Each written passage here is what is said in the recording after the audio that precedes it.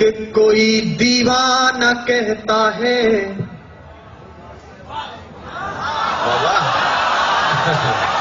अरे दाद देनी है, खाज नहीं देनी है। सुनेगा, मस्ती के साथ सुनेगा। इसका वॉल्यूम बढ़ा दो भाई, मेरा कम है।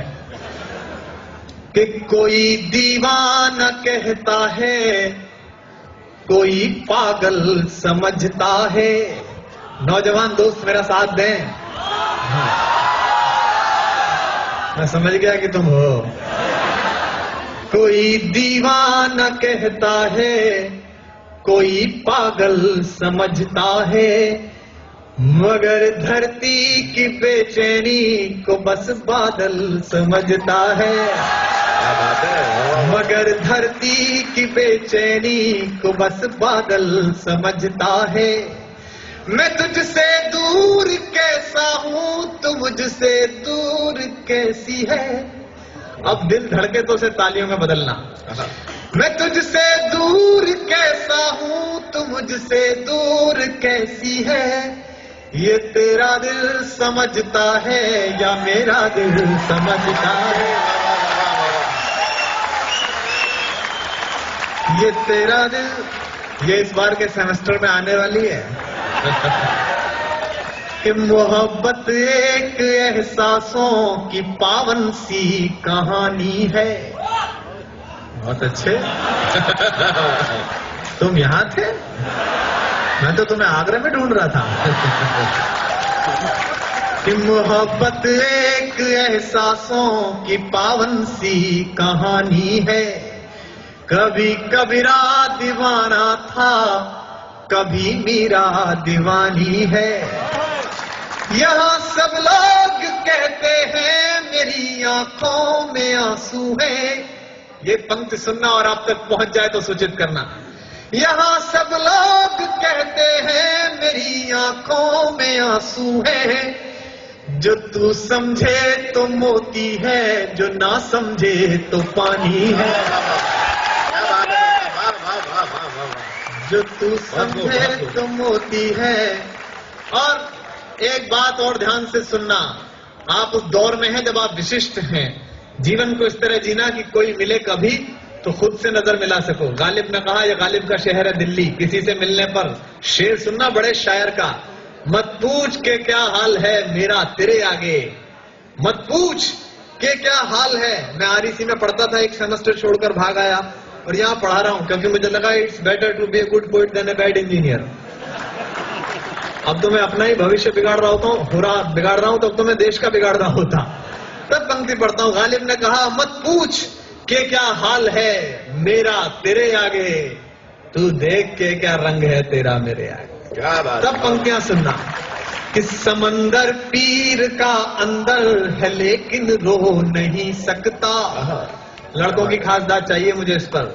समंदर पीर का अंदर है लेकिन रो नहीं सकता। ये आंसू प्यार का मोती है, इसको खो नहीं सकता। क्या बात है। वाह वाह वाह। ये आंसू प्यार का मोती है, इसको खो नहीं सकता। मेरी चाहत को दुल्हन तू बना लेना, मगर सुन ले। और जो खुददार लोग हैं उनकी तालियां लहरती दिखाई दें। मेरी चाहत को अपना तू बना लेना, मगर सुन ले। जो मेरा हो नहीं पाया वो तेरा हो नहीं पाया। जो मेरा हो नहीं पाया। और एक मुक्तक और सुनिए, इसके बाद में कविता पढ़ता हूँ। प्रेम में, जैसा गजेंद्र सोलंकी ने बताया, भारत बड़ा हिपोक्रेट देश है। प्रेम हिंदुस्तान में एक ऐसा विषय जिसमें केवल थ्योरी की क्लास चलती है। मैं आपको 4 पंक्तियां पढ़ा दी, सुनेगा 4 पंक्तियां। और ये बिल्कुल मस्ती की पंक्तियां हैं। बरसों प्रेम लिखने के बाद यदि आप प्रेम करें तो क्या दिक्कत आती है देश में। सुनेगा कि भ्रमर कोई कुमुदनी पर, मस्ती के साथ सुनना और मैं जो सुनाना चाह रहा हूं वहीं पहुंचना, वरना स्लिप हो सकती है बात। भ्रमर कोई कुमुदनी पर मचल बैठा तो हंगामा। हमारे दिल में कोई ख्वाब पल बैठा तो हंगामा। अभी तक डूब कर किस्सा मोहब्बत का। और प्रोफेसर्स की भी दाद चाहता हूं इन बच्चों के साथ। अभी तक डूब कर सुनते थे सब किस्सा मोहब्बत का, मैं किस्से को हकीकत में बदल बैठा तो हंगामा। मैं किस्से को हकीकत में बदल बैठा तो। एक प्यार की गीत सुनाता हूं, क्योंकि देखिए राजनीति की भाषा मुझ पे आती नहीं। अब राजनीति की भाषा इतनी घटिया हो गई है कि हम बोल भी नहीं सकते। दिल्ली में अभी चुनाव हुए तो मेरे भाजपाई और कांग्रेसी दो दोस्त लड़ पड़े एक दिन शाम को डिस्को में। तो वो भाजपाई बोले काहे की सोनिया गांधी, क्या किया तुम्हारी सोनिया गांधी ने देश के लिए? तो बच्चे ही तो पैदा किए। तो भाजपाई बोला और तुम्हारे अटल बिहारी वाजपेयी वो भी नहीं हुए। वो आपस में उनकी ऐसी भाषा हो गई। तो इस पर क्या कविता लिखते हैं? और अटल जी के लिए टिप्पणी की संदीप ने, मुझे अच्छा नहीं लगा। अटल जी 80 वर्ष के आदमी हैं, पूरे जीवन जिस आदमी को बहू नहीं मिली उसे बुढ़ापे में बहुमत मिला, ये उनकी खुद की उपलब्धि है। मुझे तो याद है अभी एक दिन अटल जी सोनिया जी के साथ सर्वदलीय मीटिंग में बैठे हुए थे, तो सोनिया जी ने कहा, अटल जी ये पाकिस्तान बहुत गड़बड़ कर रहा है। आप जानते हैं सोनिया जी बहुत अच्छी हिंदी बोलती हैं। जब वो हिंदी बोलती है मुझे पता नहीं बातें कहाँ होती है, लेकिन शरीर में खिल जाती हैं। तो बोली, अटल जी ये पाकिस्तान बहुत गड़बड़ कर रहा है, आप इस पर हमला कर दीजिए। अभी पिछले दिनों सोनिया जी राजस्थान में प्रचार में गई तो भरतपुर में तो चित्तौड़ के राजा की जय बुलवा दी और चित्तौड़ में भरतपुर वाले की जय बुलवा दी। वो पर्चा बदल गया था। तो किसी ने कहा, बोले मैडम ये तो गड़बड़ हो गई, आपने दूसरा राजा इस्तेमाल कर दिया। अरे बोले शटअप, जब मैं इटली से आके यहाँ राज कर सकती हूँ तो ये 300 किलोमीटर चल के राज नहीं कर सकता? क्या दिक्कत है इसमें?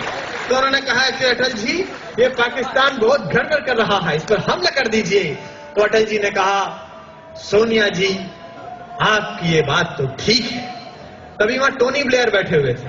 टोनी ब्लेयर आप जानते हैं ब्रिटेन के प्रधानमंत्री हैं, जॉर्ज बुश के छोटे वाले पामेरियन हैं। वो भी वहां बैठे हुए थे। उन्होंने कहा, नहीं अटल जी आप हमला मत कीजिए, आप बड़े भाई हैं, दक्षिण एशिया में शांति का संकट पैदा हो जाएगा। तो अटल जी बोले, टोनी जी आपकी ये बात तो ठीक है। तभी एक पत्रकार बोला था, आपकी समझ में नहीं आ रही है, इसकी भी ठीक कह रहे हो, इसकी भी ठीक कह रहे हो, आप तो कुछ कर ही नहीं रहे हो। बोले, यार बात तो तुम्हारी भी ठीक। तो 27 दलों की सरकार चलानी है, तो मैं आपको राजनीति पे नहीं प्रेम पे कविता सुनाता हूं। क्योंकि प्रेम सफल हो जाए तो आदमी विवेक ओबराय हो जाता है, और असफल हो जाए तो सलमान खान हो जाता है। और मैं आप सबको विवेक ओबराय देखना चाहता हूं। अब आप भी क्यों ना हो साहब, वो स्त्री जिसके लिए वो दोनों पागल हैं, वो सुंदरी इतनी है, भगवान ने पूरी समर वेकेशन खराब करके बनाई है।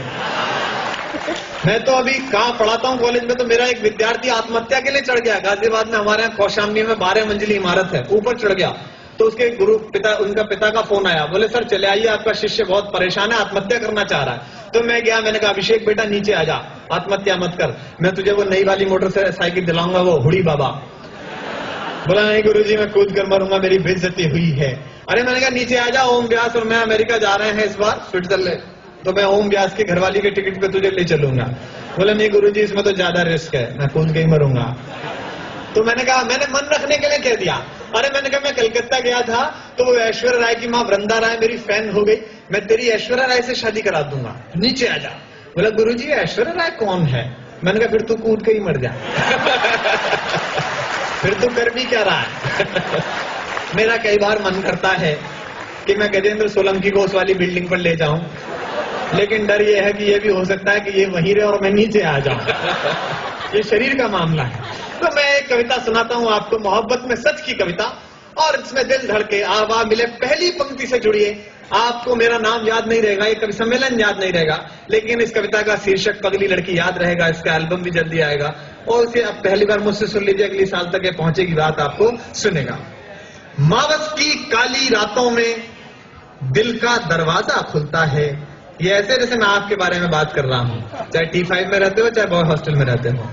मावस की काली रातों में दिल का दरवाजा खुलता है, जब दर्द की प्याली रातों में गम आंसू के संग घुलता है, जब पिछवाड़े के कमरे में हम निपट अकेले होते हैं, अकेले होते हैं। मुरारी बापू की कथा की तरह मत सुनना, आह वाह करते रहना।